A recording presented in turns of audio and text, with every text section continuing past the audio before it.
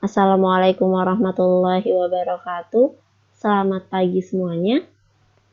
Hari ini kita akan belajar mengenai penggunaan menu ABSS Accounting untuk transaksi perbankan syariah. Nah, dalam transaksi perbankan syariah kan ada banyak macamnya ya, seperti misalnya ada penarikan tabungan, ada pencairan pembiayaannya, ataupun misalnya pembayaran beban dan lain sebagainya. Nah, di sini kita bisa lihat adalah menu-menu yang kita gunakan untuk transaksinya. Di sini yang pertama ada banking spend money, ya. Spend money ini adalah yang berhubungan dengan pengeluaran uang atau yang berhubungan dengan pengurangan nilai kas bank syariah. Adapun contoh transaksinya adalah penarikan tabungan nasabah, penarikan giro nasabah, penarikan deposito nasabah, pembelian aset murabahah secara tunai, dan sebagainya sampai pembayaran beban. Selanjutnya adalah receive money, ya ada di modul banking, yaitu transaksi perbankan yang berhubungan dengan penerimaan uang bagi bank syariah. Nah, contohnya adalah ada penerimaan tabungan nasabah, penerimaan giro nasabah, penerimaan deposito nasabah, dan lain sebagainya sampai penerimaan angsuran murabahah. Jadi intinya segala penerimaan berupa kas yang menambah saldo kas bank syariah, maka dia masuknya ke dalam receive money. Nah, sedangkan yang masuk ke dalam record journal entry yaitu adalah ada pengakuan piutang murabahah, ada jurnal penyesuaian atau transaksi yang tidak menggunakan akun kas. Nah, sebenarnya kalau piutang, kalau kita ketahui seperti kalau kita belajar Mayop Accounting ataupun ABSS Accounting, kita kalau misalnya transaksi piutang biasanya masuk ke dalam modul sales terus adalah kita membuat faktur penjualannya. Tapi setelah saya lihat itu tidak cocok untuk transaksi bank syariah karena di dalam bank syariah itu kan kalau misalnya untuk pengakuan piutang murabahah, jurnalnya itu adalah piutang murabahah pada persediaan pada margin murabahah yang ditangguhkan. Nah, sedangkan kalau yang di fakturnya di dalam modul sales itu dia kan jurnalnya adalah persediaan pada piutang pada penjualan dan COGS pada persediaan. Jadi menurut saya tidak cocok, maka akan alangkah lebih baiknya kita masukkan ke dalam record journal entry. Lalu ada jurnal penyesuaian sama ada transaksi yang tidak menggunakan akun kas. Ya, kita lanjutkan. Nah, di sini ada kita langsung masuk ke dalam transaksi. Di tanggal 2 itu disetujui transaksi murabahah kepada Bapak Anto berupa jual beli mobil berdasarkan informasi harga belinya 1 juta, marginnya disepakati 20%, angsuran dibayar sebulan sekali dalam jangka waktu 2 bulan atau komitmen pembayaran. Jadi seperti ini. Ketika misalnya ini baru persetujuan, jadi dia tidak di jurnal pun tidak masalah. Kan kalau misalnya untuk pembiayaan itu alurnya pertama nasabah itu membuat permohonan, terus permohonan itu disetujui oleh pihak bank. Ketika sudah disetujui, kalau dia murabahah maka dibelikan asetnya. Kalau pembiayaan mudharabah atau musyarakah tidak membeli asetnya karena dia transaksinya bukan jual beli barang. Nah, lalu baru dicairkan. Jadi intinya untuk di tanggal 2 karena baru disetujui maka tidak usah di jurnal, tidak masalah. Nah, lanjut ke tanggal 3 baru dibeli mobil dengan harga 100 juta untuk dijual kembali ke Bapak Anton. Nah, di sini tanggal 3 adalah jurnalnya persediaan aset murabahah 1 juta pada kas. Nah, karena tadi di sini untuk pembelian aset murabahah, ya, untuk pembelian persediaan murabahah itu masuknya ke dalam spend money. Ya.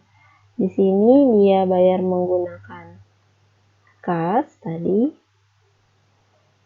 Nah, tanggal transaksinya adalah 3 Desember 2015.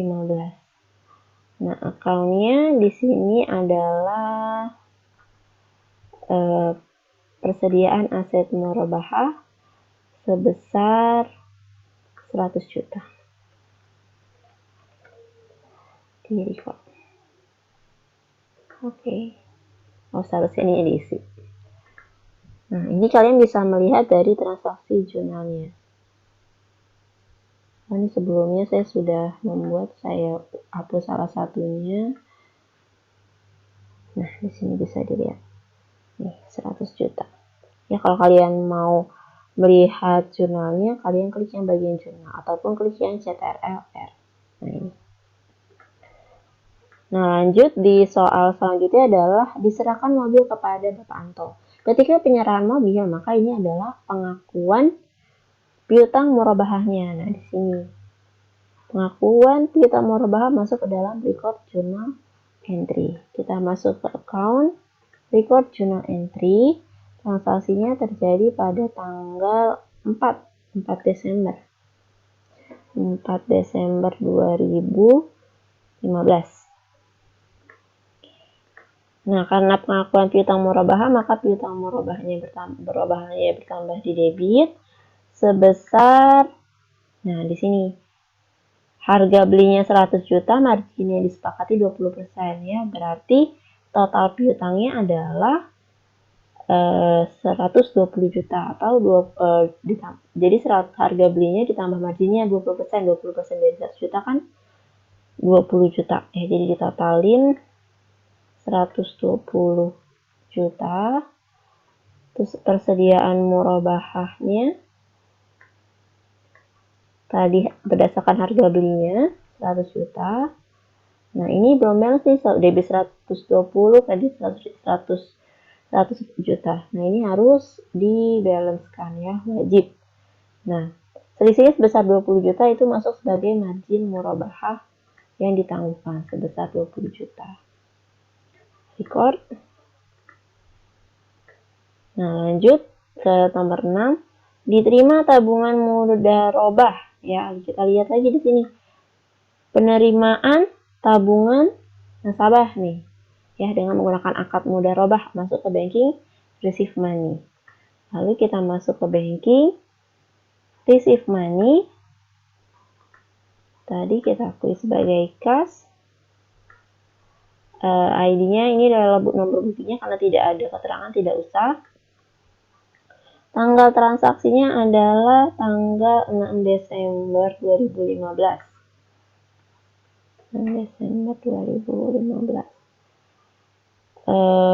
Dengan menggunakan akun tabungan mudharabah.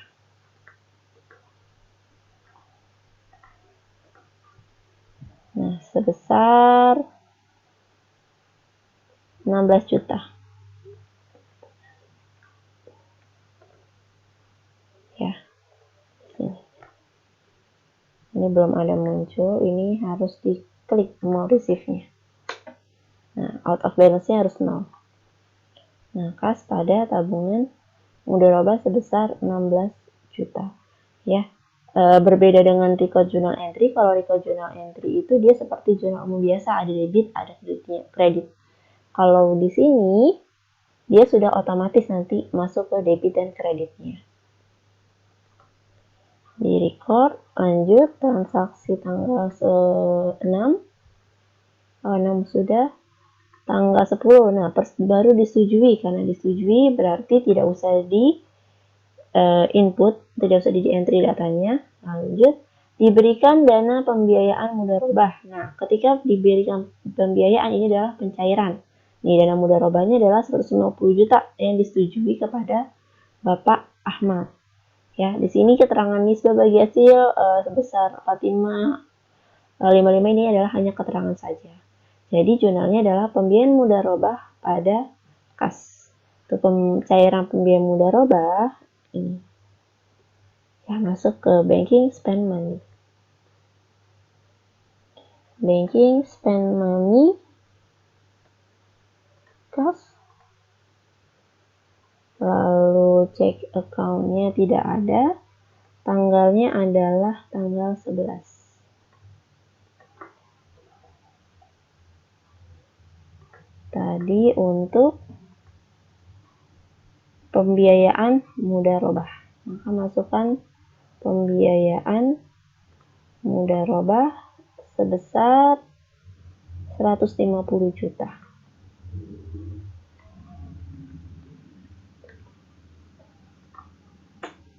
Kita lihat jurnalnya, nah kas pada pembiayaan mudharabah 150 juta. Kita record.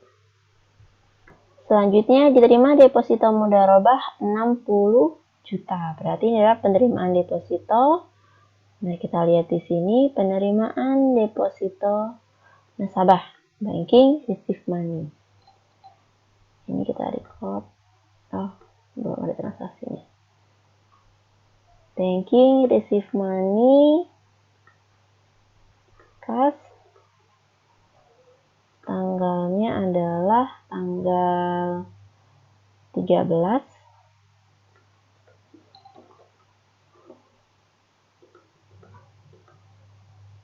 Selanjutnya adalah deposito mudharabah 60 juta. Deposito mudharabah sebesar 60. Jangan lupa mau receive diklik. Nah, kas pada deposito 60 juta.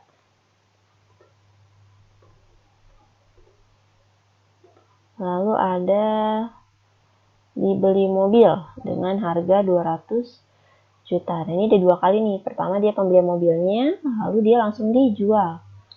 Ya. Dengan harga 210 juta dibayar pada tanggal 15 Januari.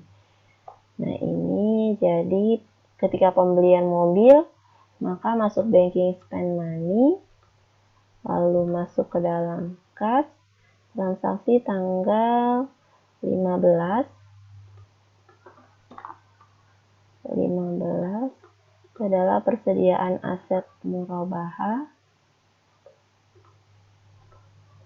sebesar 200 juta. Jangan lupa ini diklik amount-nya, lalu kita lihat kas pada persediaan aset murabahah 200 juta. Di record. Nah, setelah kita pembelian, di sini baru satu yang kita masuk, lalu masuk ke dijual kembali kepada Bapak Heri. Ya, dibayarnya kan nanti, berarti masuk ke, ini adalah pengakuan murabahah, piutang murabahah. Nah, berarti kita masukkan ke dalam account record journal entry pada tanggal 15. 15 ya, di debit adalah piutang murabahah. Oke, sebesar 210 juta. Ini dari sini ya. Ini harga jualnya 210 juta itu adalah karena belum dibayar, maka masuk sebagai piutang. Harga persediaan asetnya, harga belinya ini dari aset persediaan aset murabahah 200 juta. Nah, selisihnya ini adalah marginnya atau keuntungan. Berarti masuk ke dalam akun margin murabahah tangguhan 10 juta.